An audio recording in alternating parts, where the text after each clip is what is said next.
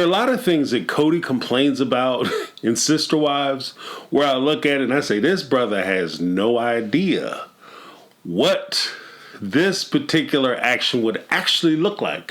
One of the things that I'm talking about and reference in this video is actually going to be the concept that Cody has put forward in season 17, where he said that Christine and Meri and Janelle, especially Janelle, they don't respect me. And if you don't respect me, no man wants to be with a woman who don't respect. I'd rather be respected than love. I don't need love. Keep the respect and all that crap. When rubber meets the road, just a pro tip, nobody, men, women, dogs, cats, children, nobody wants to be in a relationship where they're not respected. Being loved and having respect are not things or concepts that are mutually exclusive. You can be with somebody who loves you and respects you. You don't have to choose. You don't have to go either I'm loved or I'm respected. You know, be in a relationship where you get both, dummy.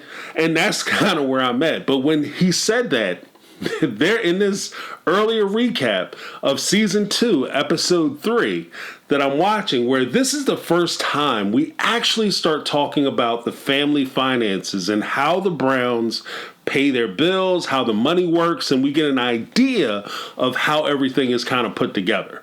Now, the thing that struck me was there's a point that I think is quintessential and basically explains Cody's approach to money and how he deals with it. Cody and Janelle were going to go on a camping trip. They go on 2 camping trips a year. He said that, there's twice we try to go. And it's basically an overnight camping trip one evening. And Cody walks into Janelle's room in her side of the Lehigh house. And he sees 2 sleeping bags folded with 2 quilts on top of them. He says, "What's this? Why are these rolled up?" And she looked at him and said, "Because they need zippers." "Oh, well, we're not going to do this. We'll just buy new ones. Oh, whatever." And she says to him, "Oh, no, we'll use these. We don't need new ones. We can use these. That's why I have the quilts." Right? And he'll, "Well, just buy new ones. I don't understand what the problem. We'll use these." And he didn't get what she was putting down. And this is where I say that where Cody criticizes these women by saying that they don't support him, they didn't have his back, that they don't disrespected him. If she wanted to disrespect him, she could have easily looked him in the face and said, "Look, you barely putting groceries in the house. How the hell we going to go out and afford some damn sleeping bags?" As easy as that. She could have went off on him, but she didn't. And she chose not to. As much as he tries to criticize these women, especially in Janelle's situation, as much as he tries to criticize them, she played her position. She was the supporting wife. She's supporting you financially. She's there for you emotionally. And she's there to help you save face. And that's what she did. Now, Cody's approach to the whole question of how to spend money and how money should leave the house and how money should be spent is basically what I see in his relationships, even in terms of Robin. Robin gets a lot of heat because, yes, she has potentially a shopping addiction where she's spending a lot of money. A lot of money is leaving her because she's buying things online. She's going to stores buying things. She came into the family with huge amounts of debt because of her shopping and excessive shopping. But the reality of it is, as much as we may want to blame Robin for what happens in the family, I say that the rubber meets road and the buck stops with Cody. Cody has to authorize all of those payments. He's supporting that bad behavior. Now, not only does Cody support that bad behavior, but I'll take it a step further. Because he's not just facilitating Robin spending this money, but he also has the same mindset. These two are peas in a pod. They have the same gear, the same motion. Because the same way Robin may be out of Victoria's Secrets buying drawers and pajamas, supposedly, for $30,000, $40,000 a shot, he's buying, equipment that he may want. Or remember when he talked about being in Vegas, he has 4 of everything. He has clothes at each one of the wives' houses. He has duplicate tools at each one of the wives' houses. He has, everything from shop vacs to saws to table saws. And these aren't cheap pieces of equipment. Anybody who has ever been in a kind of done home improvement or worked on their own cars or do hobbies like woodworking and things like that, you amass like tremendous amounts of tools. And I don't even understand, like when you say he had 4 of everything in different houses. I lived in one house and I could be sitting on a couch next to my mother or my father. And if they needed me to go up and change the TV channel, we did that. If they needed something from upstairs, we did that. He has 18 kids, 18 go-getters. He could have easily called over to Meri's house. Hey, tell Leon, I'm not going to use her dead name, but tell Leon to go ahead and bring my hammer over to Janelle's house. Or call Christine, tell McKelty to bring my table saw. Tell her to get Logan or Hunter or Gabe or whoever, Garrison. Tell them to bring down my table saw or my hacksaw, whatever I need, so that I get this job done. Or keep all your stuff centrally located in one place. That would make the most sense to me, but that's not what Cody did. What Cody did was he went the most expensive route. And this kind of beckons into the whole idea of when he says, I'm not afraid of anything but poverty. I don't think it's just the act of being poor that he's afraid of. He's also afraid of looking poor.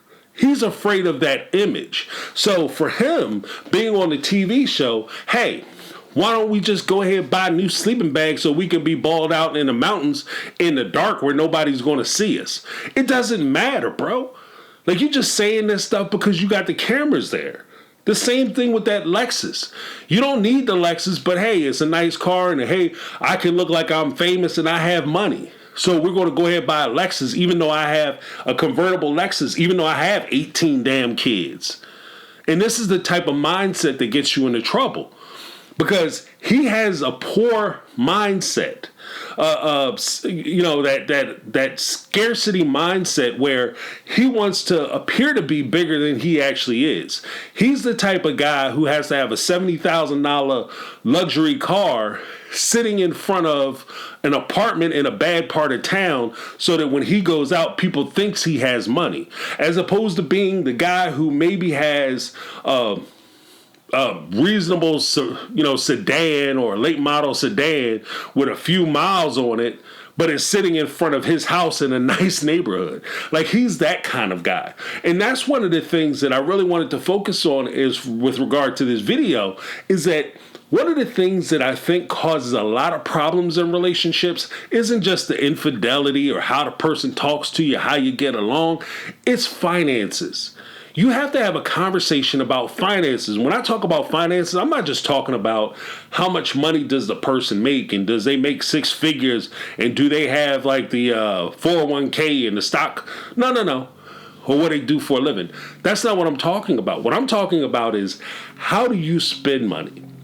How do you see money? When you deal with your finances, are you the kind of person who wants to have the big party? You go to the club and you want to pop bottles and run up bar tabs like crazy? Or are you the kind of person who is a lot more reserved? And this is kind of where the idea of compatibility comes in, and you being honest with yourself. Like I say that a lot in these videos. You have to be honest with yourself. By being honest with yourself, you recognize who you are, what you're about, what your strengths are. Maybe you're a dreamer. Maybe you're the one who gets the party started. Maybe you're the one who likes to party heavy, party hard. You might be that person. Now, when you look for a mate, a great date might be somebody who you have everything in common with. Hey, I like to get the party started. Me too. I like to drink the bar out. Me too. But when you're looking for a relationship, whether it's, cohabitating, getting married, or whatever the case may be, and you're looking for that long-term relationship, you want somebody who is going to be compatible with you. Fit like a jigsaw puzzle piece. those puzzle pieces aren't the same. They have to have some differences so that they complement each other. So as you're looking for a partner, you don't want to be the person who gets the party started and you get with another person who wants to get the party started, because you guys will be broke all the time. So if you're crazy, you want somebody who's going to bring you down to earth. If you're a dreamer, you want somebody who's going to be realistic. You want that kind of little differences so that you complement one another. You might, as a crazy person, a party starter, you might draw that person out of their shell and into the excitement of the nightlife. Whereas they'll tell you, hey, yeah, we've gone far enough. We only have so much, because we do have bills to pay. We still have a mortgage. We still got kids. And for a family that struggles, like the Brown family, with providing medical care for their kids, providing food, and being able to pay their bills and cover their bills, and Janelle having to sit there and figure out what she's going to pay and not pay in order to get through the month to make ends meet. This is not the time for you guys to just throw money away on an evening once or maybe twice a year, where you could use that same money to maybe go out grocery shopping or buy something that you need or to pay a bill down. And that's just being an adult about it.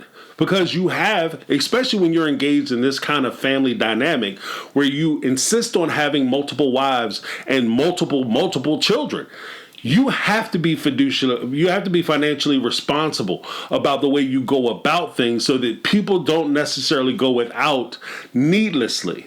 Even with regard to the living arrangements, you have, during the course of this episode, it came out that, Robin wanted to feel valuable to the family, so she was watching the kids and helping Christine watch the kids and watching Janelle's kids so that they could see value in her being a part of the family. Because Janelle, rightly so, and even almost to the point of foreshadowing, had a question of how will we do this financially? Janelle was bringing a lion's share of the money. Cody was bringing in the other side of that lion's share of the money. And when Janelle was looking at it, she's like, we were barely making it before Robin came in. But now we have another wife, which adds 4 additional mouths to feed. And you're barely holding on to the Lehigh house, making the mortgage payments for that. But on top of that now, you're also renting a separate place. And that begs the question, even going back to the first season. Robin said that the reason why she didn't move into the Lehigh house was because she didn't want to move into the house with a married man. How would that look? But you're married now. So there's no reason why you wouldn't move into the Lehigh house. That will put you closer to the family. You guys can bond that way. It'd be more convenient, and you could save them money. But all the, I don't want to be a burden, I don't want to be called undue stress, that kind of went out the window when it came time for you to sacrifice something, Robin. And that is indicative of the type of person that you are and how much you are actually contributing to the family and the well-being of the family. And this also goes to a deeper point. When you look at the situation, Cody held out that Meri and Janelle were taking care of their kids, and he was taking care of Robin and Christine and their family. Christine don't work, Robin don't work. I'm using my money to cover them. The truth of the matter is that when he said it, you can see it all over Janelle's face. Again, if she wanted to embarrass you and destroy you and on public TV and disrespect you, she could have easily done it by saying, no, bruh, I'm the one that's paying the Lehigh house. I'm the one that's paying for the big stuff down this way. You may be taking care of Robin, but I'm taking care of everybody else. I'm taking care of your responsibility. She could have easily did that. She didn't. But again, that goes to him and how he perceives himself, as well as a kind of a prediction that everything is being shoved out the door, and he doesn't see the contributions that the other wives are making. He's taking that upon himself. He doesn't see that because Janelle is doing what she's doing and Christine is doing what she was doing, that it gave him the opportunity to be able to do the things that he wanted to do. And that is why a lot of his relationships fell apart later on down the line. I hope you guys enjoyed that. That's my take. And guys, remember, if you are watching the videos, you're enjoying them, and you're not yet subscribed, I would ask that you subscribe. Why not? Give me that HBO special, which stands for Help a Brother Out special, down below by clicking the subscribe button and ringing the bell for notifications when I upload new videos. My name is James. This has been my take on reality, and I'm out. 'Cause I've been living life.